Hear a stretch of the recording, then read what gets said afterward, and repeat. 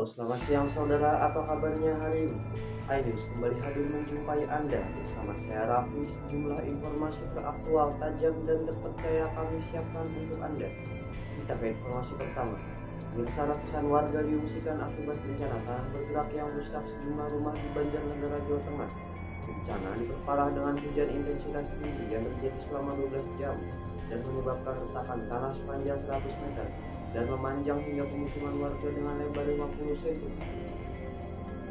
Inilah detik-detik sebuah rumah ambruk akibat tanah bergerak di Banjarnegara, Jawa Tengah. Pasca diguyur hujan deras selama 12 jam, tim BPBD Kabupaten Banjarnegara mencatat sedikitnya 9 rumah warga rusak parah dan 168 rumah terancam longsor dikosongkan pemiliknya. Badan Penanggulangan Bencana Daerah Kabupaten Banjarnegara menghimbau warga yang berada di zona bahaya untuk tetap waspada bila hujan berintensitas tinggi kembali terjadi. Dari Banjarnegara, Jawa Tengah, iNews melaporkan. Pemirsa, kasus perampokan di Bandung, Jawa Barat kembali terjadi. Pengungkapan kasus pembobolan ATM milik nasabah ini berawal dari laporan korban serta rekaman CCTV saat keempat pelaku melakukan aksinya. Para pelaku berhasil ditangkap Polrestabes Bandung, Jawa Barat, dan 2 diantaranya ditembak di kaki karena berusaha melawan. Inilah kawanan modus yang melakukan pembobolan ATM dengan mengganjal mesin ATM dan berpura-pura menolong korban.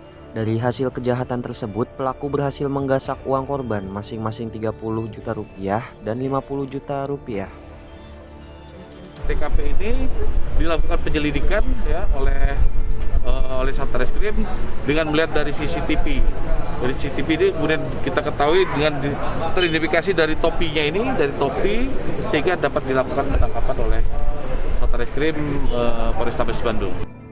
Dari tangan pelaku, petugas menyita puluhan kartu ATM palsu, baju, serta 1 unit mobil pelaku. Kini keempat pelaku harus kembali mendekam di sel tahanan Mapolrestabes Bandung.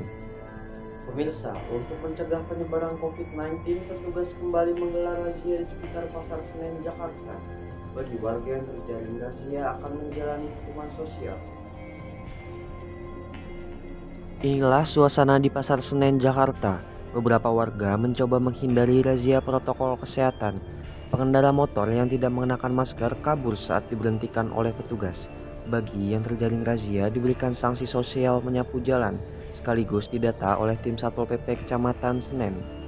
Yang namanya di lapangan ya begitulah, romantika di lapangan. Ada yang takut balik arah, ada yang mencoba menghindar, bikin zigzag gitu. Tapi kita upayakan, kita himbau ya untuk pemakaian masker.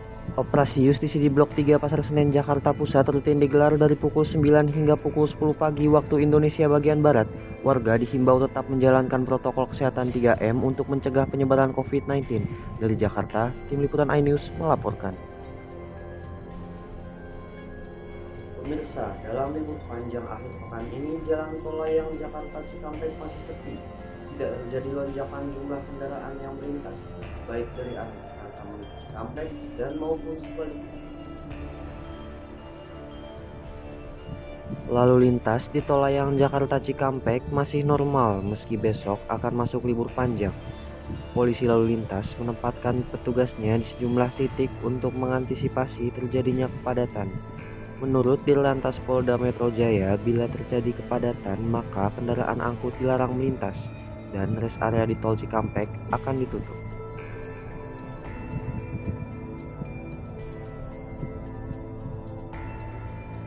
Di masa era new normal, gerakan pakai masker dan cuci tangan dan menjaga jarak harus terus dijalankan.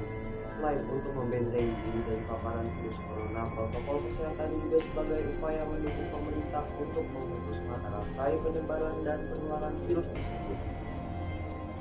Mendukung upaya menjalankan penggunaan masker, MNC Peduli kembali berbagi ribuan masker kain kepada para pelajar di SMA Negeri 2 Goa, Sulawesi Selatan.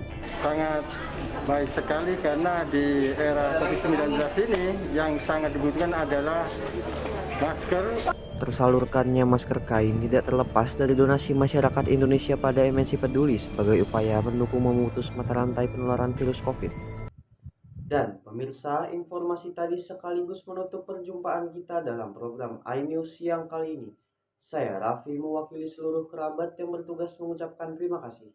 Selamat beraktivitas dan sampai jumpa.